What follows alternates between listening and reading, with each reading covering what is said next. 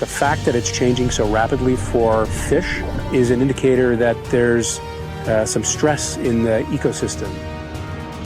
Grand Canyon in Arizona. Close to 1 billion tons of rock have been carved out of the ground. Apesar de ser uma das atrações mais conhecidas e visitadas nos Estados Unidos, o Parque Nacional do Grand Canyon ainda tem algumas surpresas reservadas para os visitantes. O Grand Canyon pode parecer um local ideal para a busca de ossos de dinossauros, mas nenhum foi descoberto lá, e por bons motivos.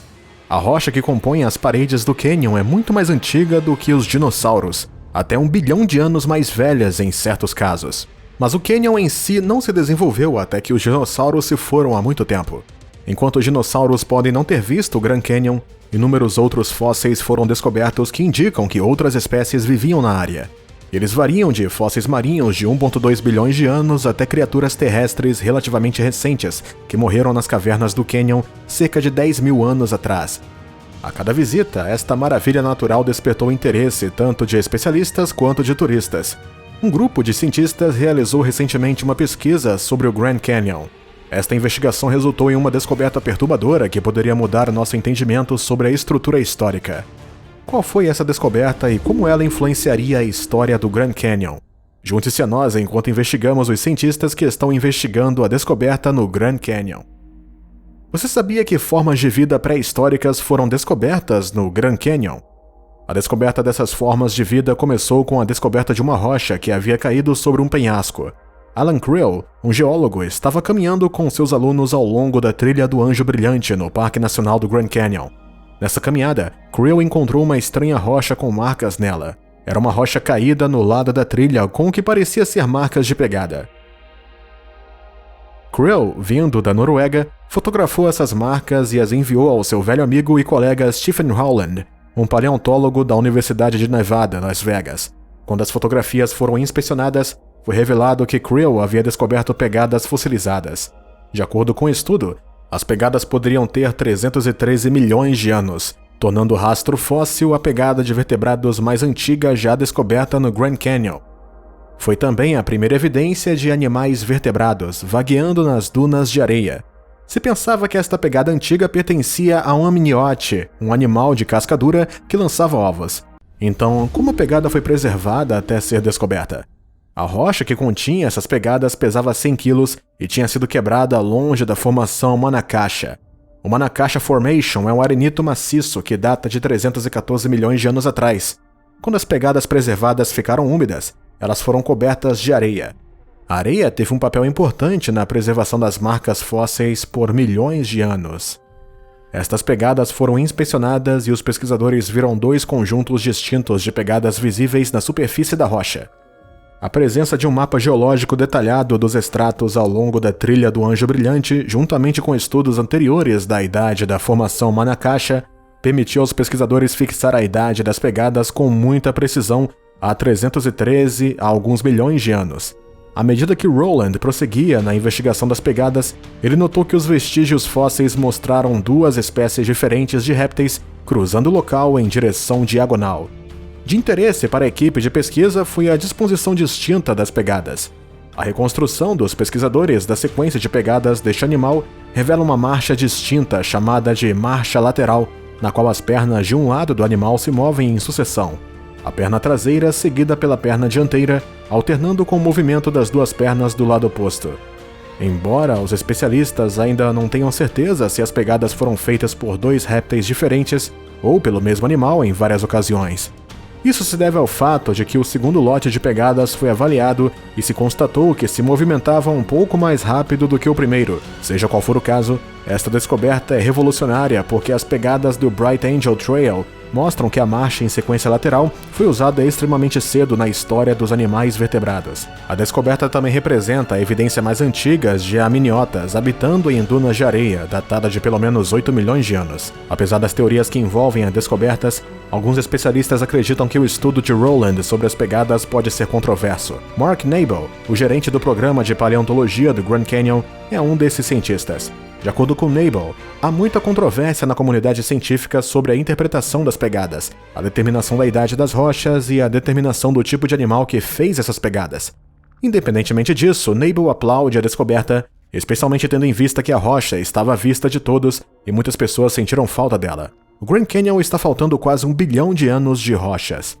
Durante décadas, os especialistas têm se preocupado com este fenômeno. O Grand Canyon é a prova de história através das rochas, com cada camada representando um período diferente na Terra. Como seria perceber que camadas rochosas que datam de mais de 1 bilhão de anos estão faltando no registro geológico do Grand Canyon? A anomalia, chamada de a Grande Inconformidade, foi descoberta em 1869 pelo geólogo John Wesley Powell. Ao descer o rio Colorado, ele notou a incomum lacuna. Os geólogos conseguiram datar essas camadas anos depois, confirmando a Grande Inconformidade. Rochas com idades entre 1,4 e 1,8 bilhões de anos foram descobertas como estando muito próximas a rochas com idades de 520 milhões de anos, o que levou à descoberta desta informação por especialistas.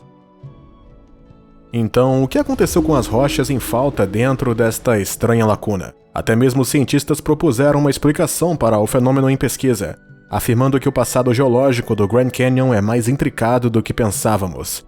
Algumas partes do Grand Canyon podem ter mudado de várias maneiras ao longo de milênios. Esta transição poderia ter resultado em apenas algumas rochas sendo levadas para o oceano. A fim de determinar a causa desta anomalia, a equipe elaborou alguns procedimentos analíticos para suas pesquisas.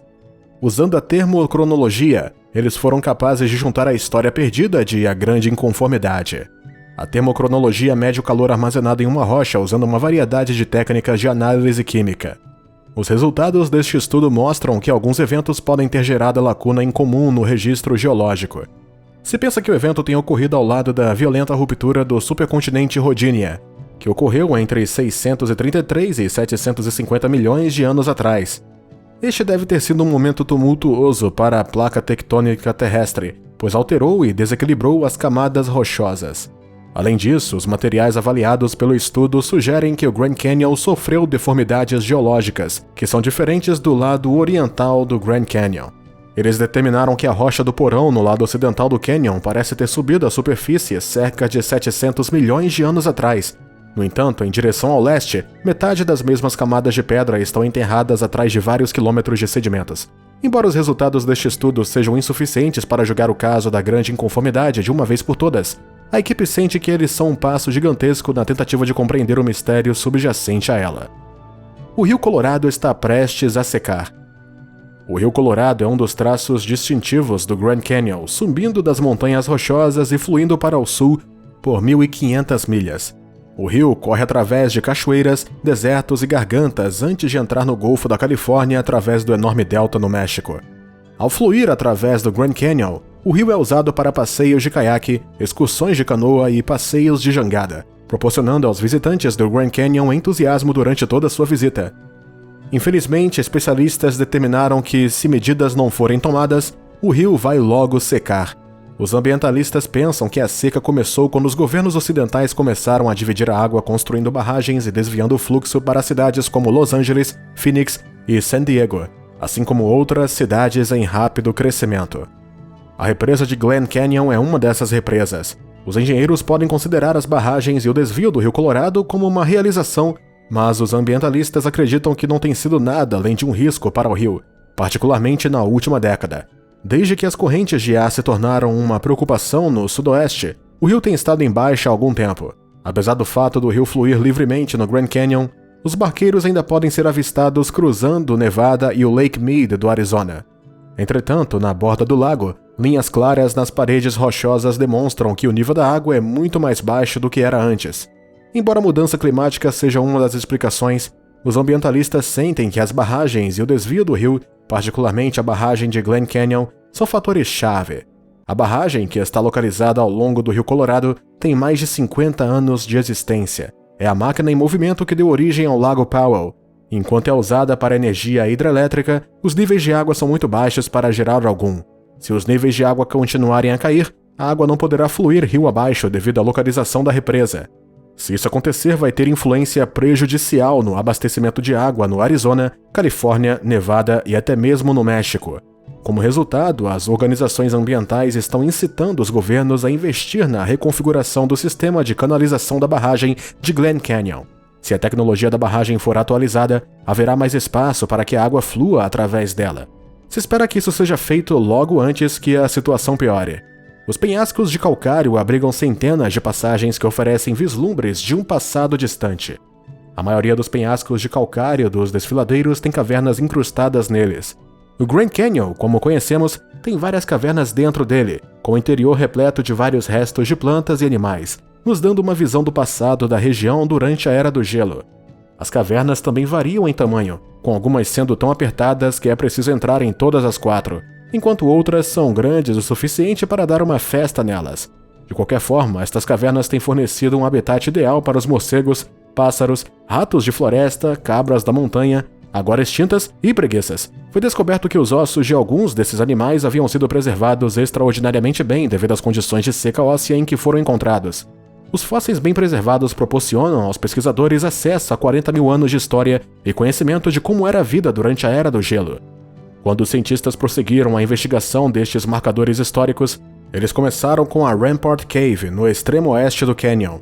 Várias bolas de esterco foram descobertas espalhadas pelo chão pelos cientistas. À primeira vista, pode-se pensar que elas foram excretadas recentemente, embora tenham sido produzidas por uma preguiça terrestre chasta de 500 libras que havia sido extinta por quase 10 mil anos. Quando o esterco foi testado usando datação por radiocarbono, os depósitos de esterco de preguiça foram encontrados entre 40 mil e 11 mil anos de idade. A descoberta de matéria antiga no esterco também ajudou os cientistas a determinar os padrões alimentares do animal.